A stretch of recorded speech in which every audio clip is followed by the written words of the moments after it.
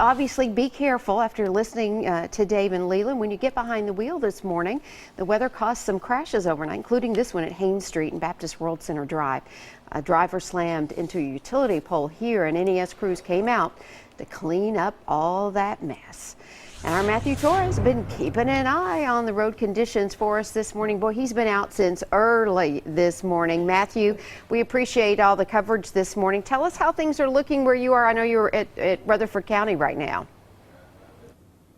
Actually, we are just in Antioch still.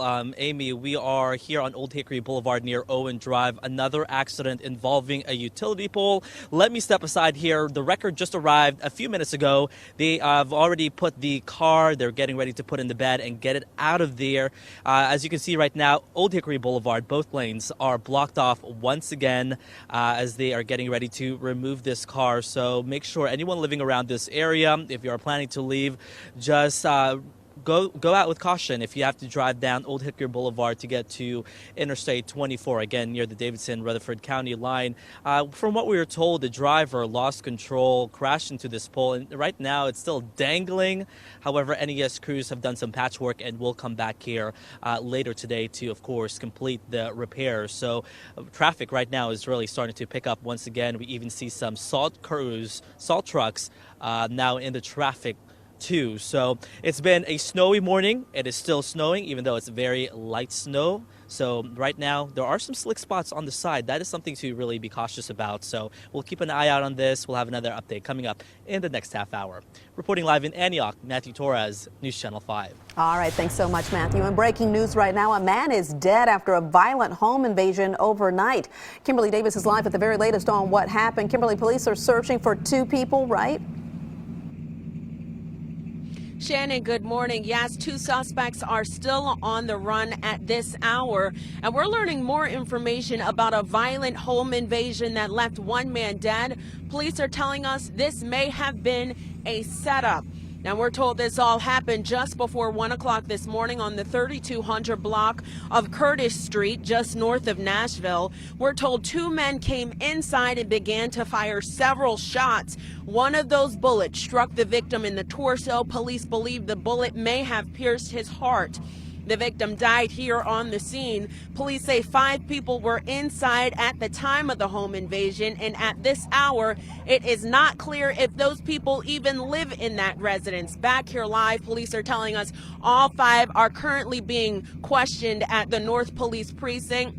Those 2 suspects are described as black men wearing all black. One had a green face mask on. So if you have any information that could help police, give them a call at 615-74-CRIME. For now, we are live just north of Nashville. Kimberly Davis, News Channel 5. Thank you, Kimberly. After weeks on the run, one of TBI's most wanted has finally been caught. Sequina Copeland was taken into custody yesterday after an officer-involved shooting in Ripley. That's in Lauderdale County. We're told that he was spotted in a car, but the woman that was driving refused to stop and ended up hitting an officer. 2 other officers then opened fire, hitting both the driver and Copeland. Amazingly, none of the injuries appears to be life-threatening. Copeland was wanted for a 2014 armed robbery.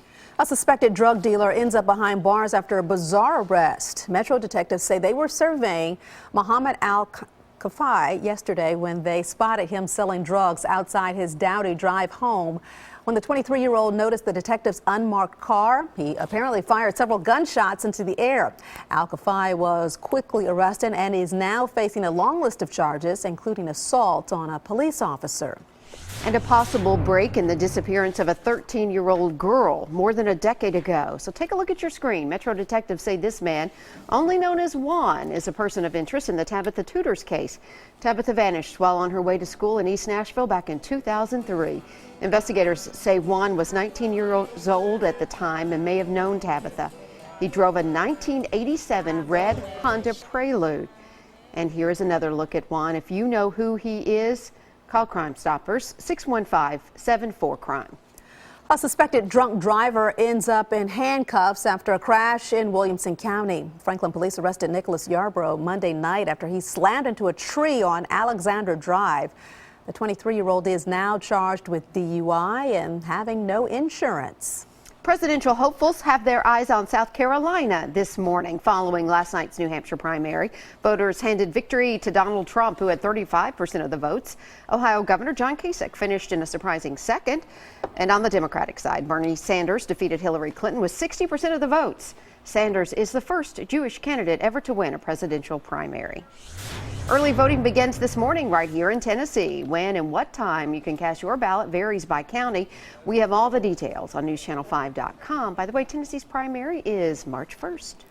Well, yesterday was Metro School's 5th and final designated snow day. However, even with school out today, officials won't look at extending the school year unless several more days are missed.